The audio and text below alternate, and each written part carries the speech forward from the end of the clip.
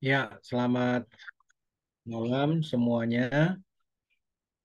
Mari kita uh, masuk dalam renungan firman Tuhan dan terlebih dahulu mari kita uh, berdoa untuk firman Tuhan. Mari kita berdoa. Bapa di dalam sorga, terima kasih. Kami mengucap syukur untuk waktu yang Tuhan berikan bagi kami pada malam hari ini di dalam persekutuan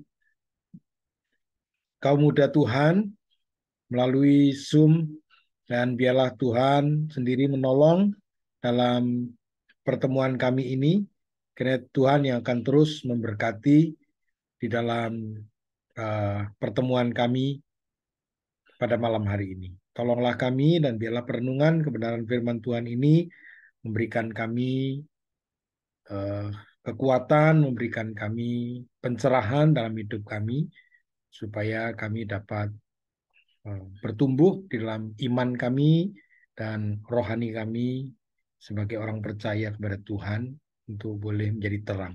Terima kasih, kami naikkan syukur, kami sambut firman-Mu di dalam nama Tuhan Yesus Kristus. Amin. Ya, mari kita akan merenungkan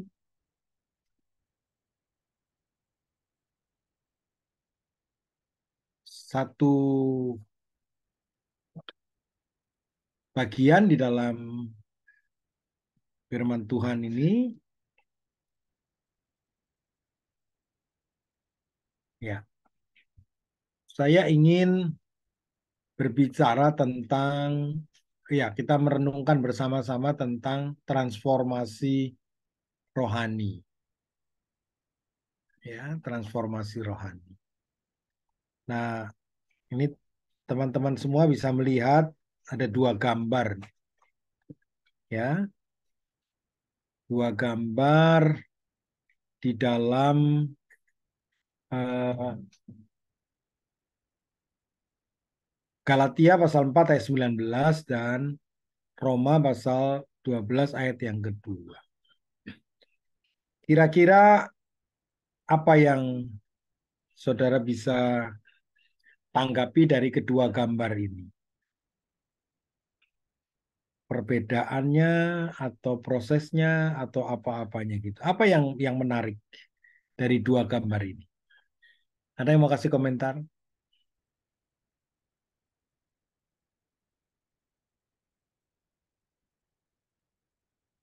Ada yang mau kasih komentar?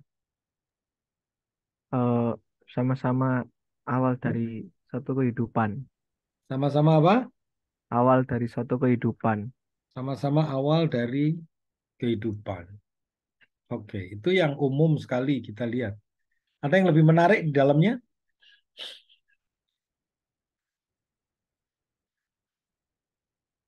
Ada yang lebih menarik?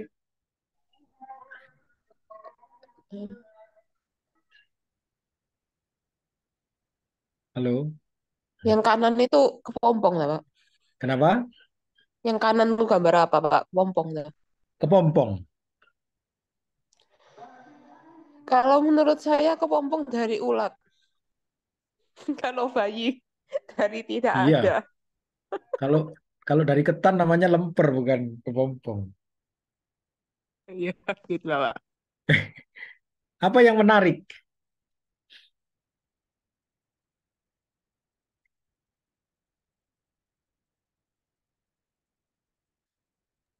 Ada kehidupan, Pak. Ya, ada kehidupan. Fakta yang lain yang dilihat, ada teman-teman yang lain? Mary, Erika, Marcel. Kalau kepompong itu kan awalnya ulat jadi kupu-kupu lah. Kupu-kupunya itu indah, Pak. Kalau apa bayi itu Kalau kan orang nggak indah. dari sel, dari sel terus tiba-tiba bisa jadi bayi kan keren. Ya, tiba-tiba jadi bayi gitu ya. Ya, ada yang lain?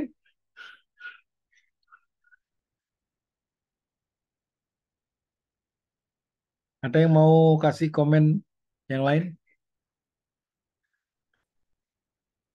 Ya, oke.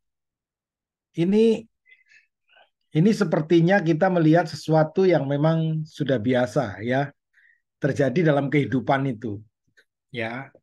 Satu kehidupan yang terjadi proses yang natural gitu ya, yang alamiah. Ya, proses bertemunya sel telur dengan sperma lalu kemudian di dalam rahim itu kemudian menjadi bayi. Ya, proses juga ulat begitu.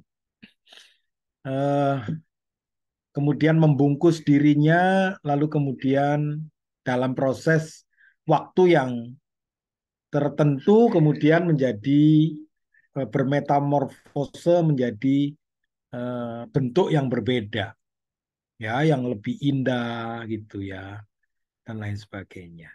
Nah, tapi saya ingin mengungkapkan dua kata, dua kalimat ya, dua kata. Dua kata. Yang pertama adalah kata natural. Ya, proses yang apa natural gitu ya, yang alamiah terjadi. Ya, orang kan kalau hamil itu kan ya ya ya alamiah ya, alamiah dalam arti kalau dia punya suami, ya kalau nggak punya suami terus hamil itu tetap alamiah, tapi kan pertanyaannya kan suaminya siapa gitu ya dan lain sebagainya. Itu pertanyaannya bukan pertanyaan proses kenapa dia mengandung, tapi pertanyaannya moralnya itu sampai di mana kan begitu ya. Ya, tapi peristiwa ini eh, eh, natural, yang alami. Kepompong juga alami lah, ya. Kita tidak pernah pusing lihat kepompong lalu kita mikirin dan lain sebagainya. Ya sudahlah, alami ya. Terjadi begitu, memang proses yang terjadi kepada ulat yang akan menjadi kupu-kupu maka dia akan berkepompong. Kan gitu. Nah, kata yang kedua yang ingin saya bersama-sama merenungkan dengan saudara-saudara, dengan teman-teman ini semua adalah eh, apa itu keajaiban, ya. Jadi ini proses yang alamiah, tapi adalah ada sesuatu yang ajaib di dalamnya. Ya, ada sesuatu yang ajaib di dalamnya. Nah, maka kalau ini kita pandang sebagai yang alamiah terjadi, lalu kemudian ada sesuatu yang ajaib karena ini akan berproses dan akan melahirkan sesuatu yang berbeda, yang lain. Ya, yang lain. Ini kan saya munculkan foto di dalam rahim ini sudah bentuknya bayi kelihatan, tapi ada gambar lain yang menunjukkan bagaimana awal kejadian bayi itu dari 1 hari, 1 minggu, 1 bulan itu kan prosesnya juga unik ya, yang bisa terekam itu ya. Jadi ada proses yang alamiah tapi yang ajaib ya, ada proses yang ajaib. Nah, sebenarnya itulah yang terjadi dalam proses transformasi kehidupan kita secara rohani. Ya, proses transformasi kehidupan kita secara rohani itu, mari kita menggabungkan dua kata, yaitu kata alamiah, natural, yang bisa terjadi berproses. Ya, ada kepompong ini bisa bisa mengalami kegagalan atau bisa mengalami gangguan, ya entah entah pohonnya jadi kering kemudian dia jadi jatuh, entah itu dipetik orang, entah di apa orang bisa terjadi gitu ya. Jadi proses naturalnya itu bisa up and down, bisa naik turun, bisa pasang surut, bisa itu dialami ya. Bayi itu juga di dalam kandungan juga tidak selamanya oke. Ya artinya dia bisa mengalami gejolak ya, bayinya itu bisa sungsang, bayinya itu bisa terlilit oleh usus, bisa apa, bisa macam-macam. Akhirnya ada bayi yang bisa mati dalam kandungan. Ya bisa keguguran, ya kalau salah makan, bayi yang apa hamil muda itu kemudian salah makan itu bisa keguguran dan sebagainya. Nah, ini proses yang terjadi secara alamiah. Maka kita mengerti transformasi rohani kita itu tidak mutlak yang ajaib. Kemudian kita berubah simsalabim begitulah. Tapi ada proses natural itu, proses alamiah yang kita harus jalani. Ya. Tetapi proses natural yang alamiah itu bukan artinya tidak ada keajaiban di sana. Itu keajaiban seperti seorang bayi yang terbungkus dalam rahim atau seekor ulat yang terbungkus secara ajaib dalam kepompong itu dan berproses di dalamnya. Nah, ini yang saya ingin teman-teman mengerti. Jadi, apakah mungkin kita ini bertransformasi secara rohani? Mungkin sekali. Ya, karena kita menjalani itu secara natural yang harus kita jalani. Ya, yang harus kita jalani dalam hidup kita. Ya, itu yang ingin saya tekankan, ya. Dua kata kunci, kata alamiah dan ajaib. Jadi keajaiban tidak meninggalkan proses alamiah, api alamiah itu juga tidak meninggalkan proses keajaiban di mana Tuhan itu menolong kita untuk bertransformasi secara rohani. Gitu ya. Nah, ini ayatnya yang tadi saya catat di dalam Galatia 4 ayat 19. Paulus itu mengatakan, "Hai anak-anakku, karena kamu aku menderita sakit bersalin lagi sampai rupa Kristus itu menjadi nyata di dalam kamu." Ya, jadi proses Kristus itu menjadi nyata di dalam diri kita itu adalah melalui proses penderitaan seorang tua yang mengandung, yang terus menjaga, ya, menderita sakit bersalin supaya proses untuk menjadi seorang anak yang akan dilahirkan dengan sempurna itu terjadi. Ya, demikian transformasi rohani itu Paulus itu mengatakan kepada jemaatnya di Galatia, kamu ini terus diproses. Ya, aku yang juga ikut menderita karena proses itu seperti seorang ibu yang menderita sakit bersalin itu karena kamu. Ya, supaya atau sampai ya proses itu sampai rupa Kristus menjadi nyata di dalam kamu. Ya, lalu kemudian ayat yang terkenal dalam Roma 12 ayat yang kedua, ya, tentang kata metamorfosis, berubah. Ya, jangan kamu menjadi serupa dengan dunia ini, tetapi berubahlah oleh pembaharuan budimu. Ya. Nah, memang menarik dari apa yang kita lihat terjadinya metamorfosis antara ulat menjadi kupu-kupu. Ya, kita mengagumi tapi kita lupa proses alamiah yang terjadi sekian waktu yang dijalani oleh kupu-kupu itu dan keajaiban yang diberikan oleh Tuhan di dalam proses terbungkusnya itu dalam kepompong itu. Ya, ada keajaiban yang diberikan. Nah, maka saya ingin memberikan kata irama. Ya, dalam transformasi itu ada irama rohani. Ya, ada iramanya.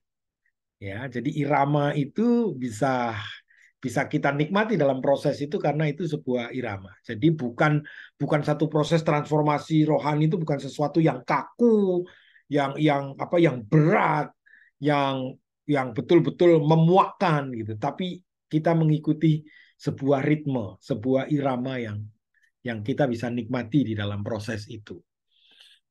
Ya. Nah, coba kita lihat apa yang dikatakan oleh Marjorie Thompson. Ya, Marjorie Thompson ini mengatakan begini nih. Ya. Seekor ulat tadi ya, metamorfosis itu ya menjadi kupu-kupu. Seekor ulat itu harus menyerahkan kehidupan yang selama ini ia kenal. Seekor ulat harus menyerahkan diri, menyerahkan kehidupannya itu yang selama ini dia kenal. Ya, yang biasanya ya dia jalan di apa? Di rumah saya banyak tanaman, jadi kadang-kadang saya menemukan ulat-ulat yang memang kalau saya lihat daun-daun mulai ada yang tidak normal, maka pasti ada ulatnya. Ya, kalau dia rontoknya itu bukan rontok karena kering, karena tua, dia pasti ada masalah. Nah, lalu saya temukan itu ya. Kadang-kadang ulat itu sebesar kelingking saya, kadang-kadang bisa seujung jari ini, ya ada warna hijau, ada yang warna coklat, ada. Dia biasanya hidup yang dia kenali itu kehidupan selama ini apa? Ya dia merambat di cabang-cabang pohon, ya di tempat di mana pohon yang daunnya itu bisa dinikmati, dia berjalan di situ, lalu kemudian pelan-pelan dia makan satu persatu, ya. Entah kapan tidurnya, entah kapan istirahatnya, nanti lapar makan lagi dan lain sebagainya. Begitu terus. Itu yang selama ini dia kenali. Nah, pada satu titik dia harus bertransformasi, dia harus menyerahkan kehidupan yang selama ini ia kenal, lalu kemudian berserah pada misteri dalam transformasi itu. Ya, dia masuk pada misteri dalam transformasi itu, ini masuk kepada situasi yang dia tidak kenal. Bagaimana dia harus masuk ke dalam satu kepompong dan dia mau ngapain? Di dalamnya itu satu pengalaman yang baru, yang dia tidak pernah kenal selama ini. Dia masuk pada misteri itu. Ya, dia mau berubah apa nih gitu. Ya, maka dalam transformasi, misteri dalam transformasi itu dia harus berserah di dalamnya itu. Entah berapa lama waktunya. Ya. Nah, kemudian hal ini lahir dari proses perubahan bentuk. Ya, misteri itu di dalam kepompong itu bertransformasi, lalu pelan-pelan berubah bentuk dengan sayap-sayap, ya, kemudian memberinya satu kekuatan, ya, satu perubahan, satu kebebasan, bukan hanya di satu pohon itu, ya, untuk berpindah ke pohon yang lain dan dia membutuhkan begitu perjuangan, ya, karena kalau dia harus pindah ke pohon lain ya butuh perjuangan dan itu tidak mustahil bahwa ada bahaya, ya, karena dia bisa dimakan ini, dia bisa jatuh, dia bisa apa dan lain sebagainya, atau dia bisa menjauh, ya. Kalau tempatnya tinggi lalu dia jatuh, dia harus lebih jauh berjuangnya. Tapi kemudian sayap-sayap yang memberinya kebebasan untuk terbang itu kemudian memudahkan dia untuk berhinggap dari bunga satu ke bunga yang lain yang menghasilkan gula, yang menghasilkan apa, lalu dia makan di sana. Ya. Nah, Marjorie mengatakan begini, aturan hidup memberi kita jalan untuk masuk ke dalam proses transformasi pribadi seumur hidup. Ya, ada aturan hidup yang mungkin selama ini kita tidak kenal, yang selama ini mungkin tidak terbiasa, kemudian masuk ke sana. Tetapi di sana ada misteri untuk mengalami transformasi, memberi jalan untuk kita masuk pada proses transformasi pribadi dalam kehidupan kita seumur hidup ini. Ya.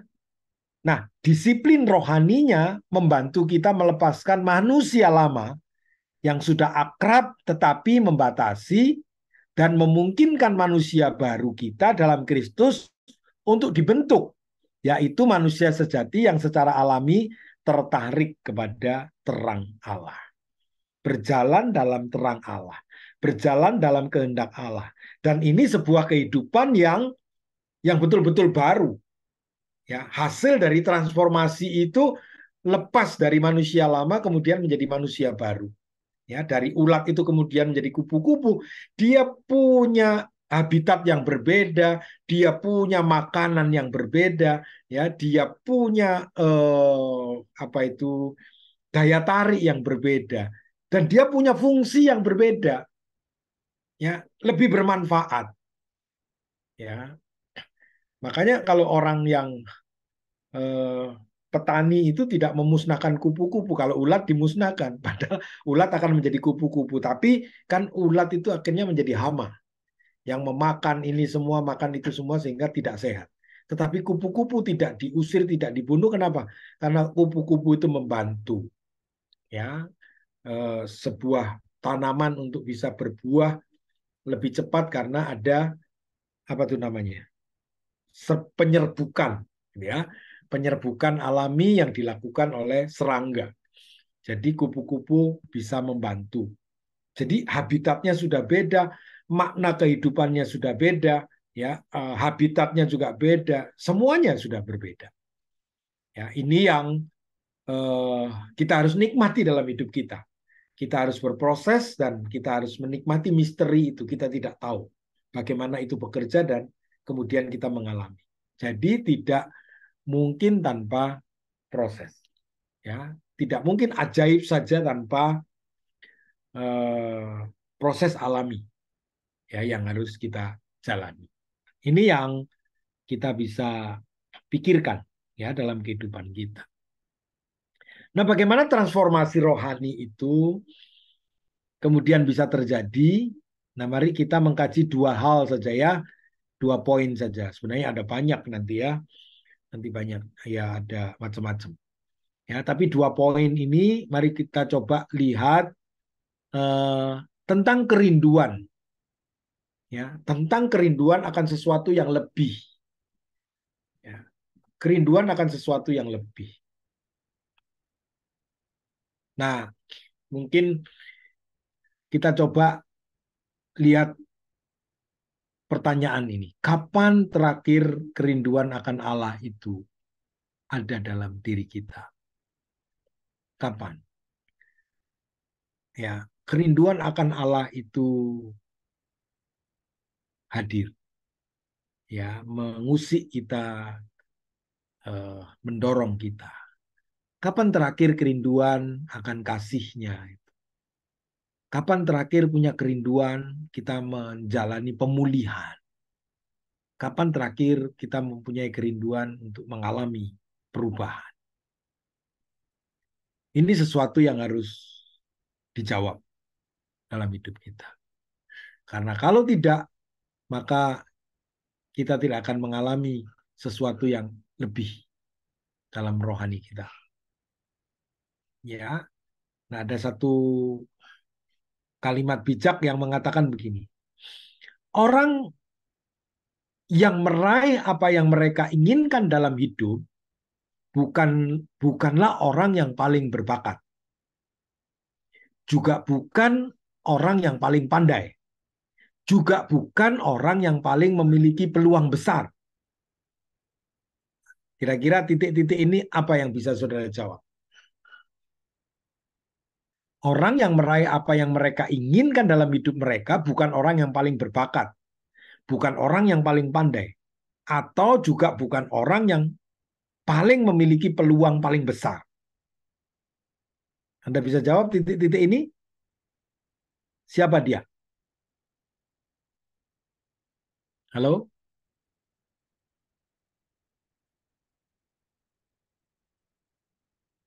Halo? Ada yang mau jawab? Silakan. Guys. Halo guys. Maksudnya titik-titik itu apa, Pak? Iya, jawaban. Siapa Orang, gitu dah? Kalau bukan iya, yang iya, paling gini. pandai, bukan paling berbakat, berarti siapa gitu dah? Iya, tapi orang yang kayak apa? Orang yang meraih apa yang mereka inginkan dalam hidup mereka. Orang yang seperti apa yang meraih apa yang mereka Iya, iya, inginkan? ya. Orang yang paling persisten. Orang yang paling konsisten. Persisten. Konsisten Persisten. untuk apa? Persisten itu maksudnya apa ya? Ya terus menerus megang mengusahakan itu tidak berhenti. Hmm. Ya itu maksudnya Oke, nggak akan oke. dilepas gitu. Oke. Ya. Ada yang lain?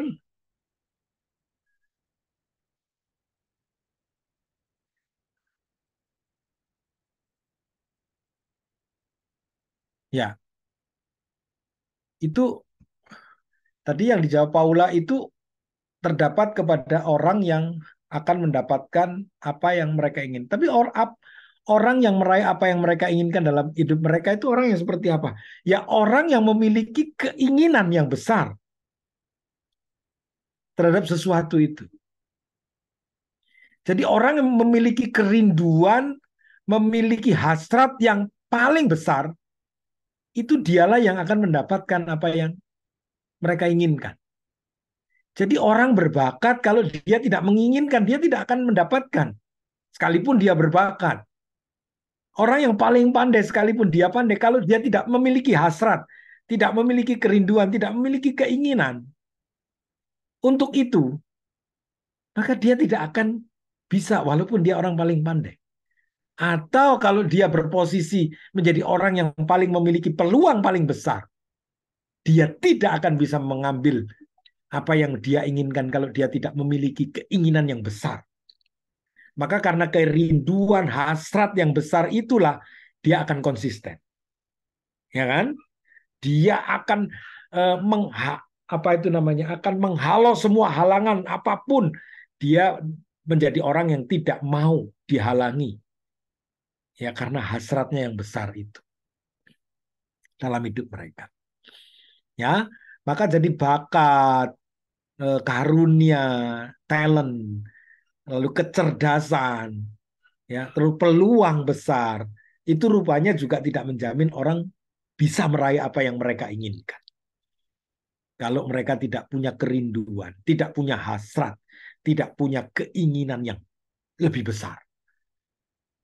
Gitu. Ya, maka apa yang kita rindukan dalam transformasi rohani itu sebenarnya sejauh mana hasrat kita, sejauh mana kerinduan kita akan Allah. Maka itulah yang mendorong kita akan sesuatu yang lebih. Karena ada satu hasrat, ada kerinduan. Itu ya. Oke. Ya.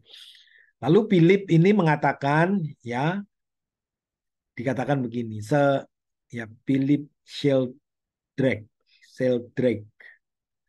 ya, semakin autentik hasrat-hasrat kita, semakin mereka menyentuh identitas kita dan juga realitas Allah di jantung keberadaan kita. Ya. Semakin nyata, semakin murni, semakin jelas keinginan kita itu semakin itu membuat kita terdorong ya, tersentuh akan siapa kita. Ya. Akan memunculkan identitas kita ini. Dan juga realitas Allah. Jadi realitas Allah di jantung keberadaan kita. Jadi mengenali realitas Allah itu ada. Ya. Jadi hasrat paling autentik kita bersumber dari sumur batin terdalam.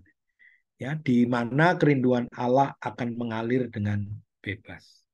Ya, kerinduan akan Allah itu akan mengalir karena ada tempatnya. Ya, ada hasratnya yang diberikan, maka itu akan mengalir dan kita bisa menikmati kasihnya, menikmati pertolongannya, pemulihannya, perubahannya itu maka transformasi rohani akan terjadi. Ya, itu yang pertama. Lalu yang kedua, ya, menyediakan ruang ya bagi Allah. Menyediakan ruang bagi Allah. Di dalam Markus 6 ayat 31, ya, Injil Markus pasal 6 ayat yang ke-31, itu pada saat Yesus bersama dengan murid-muridnya itu sedang menyendiri itu ya. 31, lalu ia berkata kepada mereka, itu kepada murid-muridnya, marilah ke tempat yang sunyi supaya kita sendirian dan beristirahatlah seketika. Sebab memang begitu banyaknya orang yang datang dan yang pergi sehingga makan pun mereka tidak sempat. Ya. Ini kesibukan yang terjadi dalam kehidupan murid-murid ya di dalam melakukan pelayanan mereka. Nah, maka bisa terjadi dalam transformasi kita secara rohani itu bagaimana kita menyediakan ruang bagi Allah.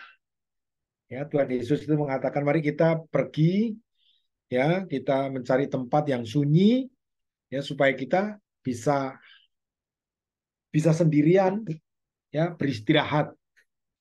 Ya.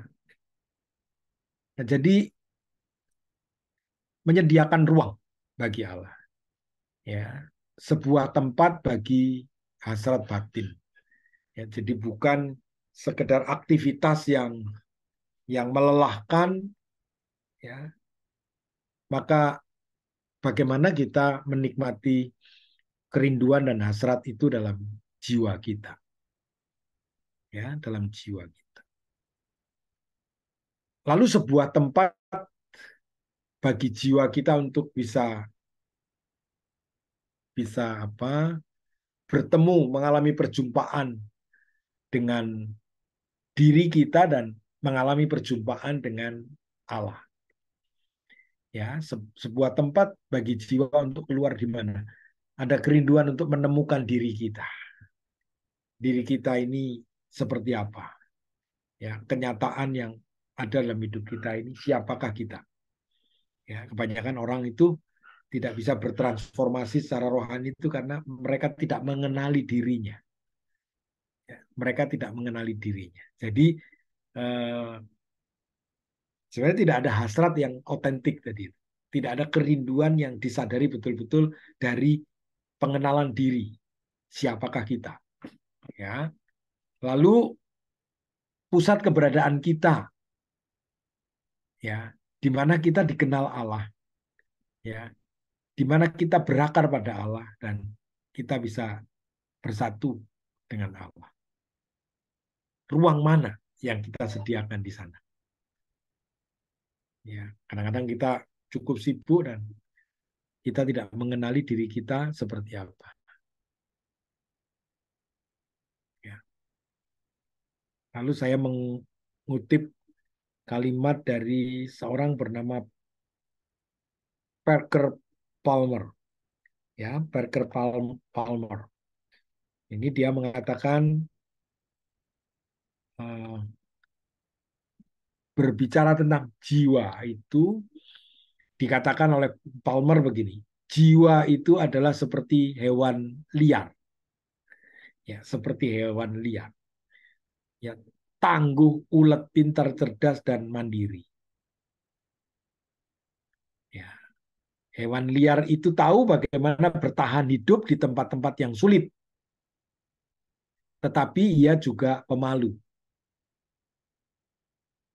Nah, sama seperti hewan liar, ia mencari perlindungan di semak-semak yang lebat jika kita ingin melihat seekor hewan yang liar. Kita tahu bahwa hal yang terakhir yang ingin kita lakukan adalah langsung menerjang masuk hutan sambil berteriak-teriak memanggil keluar. Ya.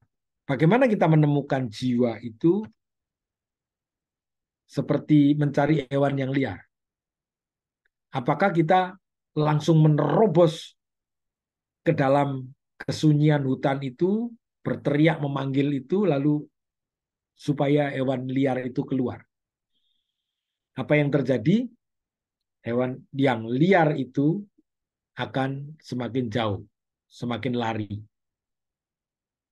Ya.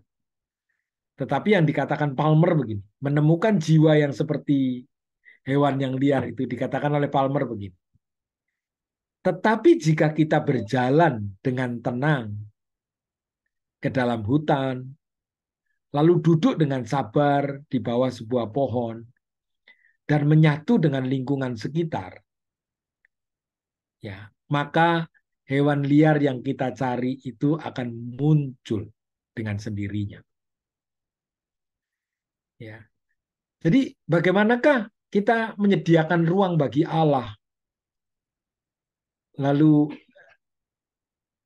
kita menempatkan diri kita di sebuah tempat bagi hasrat batin, ya, duduk dengan tenang dalam kerinduan dan hasrat itu, lalu menemukan jiwa kita itu seperti apa, maka kita tidak bisa mengejar seperti hewan liar itu kemudian dengan istilahnya dengan apa gerasa gerusu gitu. Tetapi Palmer ini memberikan satu suasana, satu situasi bagaimana kita berjalan dengan tenang ke dalamnya, kita duduk dengan sabar, entah berapa waktu lamanya, lalu kita mulai menyatu ya dengan lingkungan hutan itu, maka hewan yang liar itu kemudian muncul dengan sendirinya. Demikian kita menemukan jiwa kita. Maka kita harus menyediakan satu ruang. Ini yang biasa orang Kristen harusnya menyebut dirinya harus retreat. Ya, retreat itu menarik diri dari semua kesibukan, dari semua apa itu namanya aktivitas, dan kemudian dia menemukan dirinya seperti apa. Ya, setelah orang mengenali dirinya untuk menemukan dirinya itu, kemudian dia bisa menempatkan di mana keberadaan kita itu dikenal oleh Allah. Ya, di mana keberadaan kita itu di mana tempatnya bahwa kita berakar kepada Allah dan kita bisa bersatu. Apakah kita dapatkan pusat keberadaan kita yang seperti ini? Ini yang kita bisa pelajari, kita bisa renungkan, ya. Jadi yang pertama kerinduan untuk sesuatu yang lebih. Yang kedua adalah bagaimana kita menyediakan ruang itu bagi Allah. Ya, ada hal-hal yang lain tentang apa itu pembacaan kitab suci, ya, Lexio Divina. Di sana bisa kita ditolong bagaimana bertransformasi rohani melalui pembacaan kudus itu. Ya, lalu kemudian bagaimana bisa bertransformasi melalui doa dan lain sebagainya, ya. Tetapi satu poin, bagaimana kita memiliki komunitas dengan kerinduan, dengan hasrat yang sama, ya. Jadi tidak pernah transformasi itu kita bisa jalani sendiri. Ya, kita harus punya rekan, kita harus punya komunitas dengan hasrat yang sama, dengan ingin maju bersama-sama. Ya. Jadi persoalan bergereja, persoalan melayani itu sebenarnya yang poin yang paling penting bukan semaju mana kita melayani, sehebat apa kita sudah bisa melayani. Tapi sebenarnya pada perjumpaan itu kita harus mengalami satu perubahan sejauh mana kita mengalami Tuhan, mengenal Tuhan. Ya, dalam transformasi rohani itu bukan bukan skill, ya, walaupun skill itu penting. Ya, kita sudah bisa lebih melayani ini, di bagian ini kita bisa melayani dan lain sebagainya. Tapi transformasi rohani di dalam komunitas itu kita mencoba untuk sejauh mana kita bisa mengalami perubahan secara rohani, pengenalan kita terhadap Allah, dan bagaimana menanggapi dalam kehidupan kita ini bersama dengan Tuhan. Itu yang sebenarnya jauh lebih penting, ya, di dalam kehidupan kita melayani bersama-sama. Ya, saya kira itu yang bisa saya bagikan. Ya, mari saya akan berdoa untuk firman Tuhan dan selebihnya nanti bisa kita diskusikan dengan sharing dan tanggapan dan pertanyaan dan lain sebagainya. Mari kita berdoa. Bapa di dalam sorga, terima kasih. Kami bersyukur untuk renungan pada malam hari ini, dan biarlah berita tentang transformasi rohani itu boleh menjadi bagian yang harus kami miliki dalam hidup kami, menyadarkan kami sejauh mana kami sudah mengalami perubahan di dalam kehidupan kami secara rohani. Pengenalan kami akan Tuhan, pengenalan kami akan diri kami dalam hidup kami, supaya kami dapat terus boleh bertumbuh dalam rohani kami, dalam perjalanan iman kami, dalam perjalanan pelayanan kami, dalam perjalanan ibadah kami sebagai orang percaya. Terima kasih, tolonglah teman-teman kami, kaum muda, untuk berjalan dalam kehidupan mereka. Mereka juga boleh mengalami sebuah perubahan rohani mereka semakin indah di hadapan Tuhan. Kami mengucap syukur, kami naikkan doa kami di dalam nama Tuhan kami Yesus Kristus. Amin.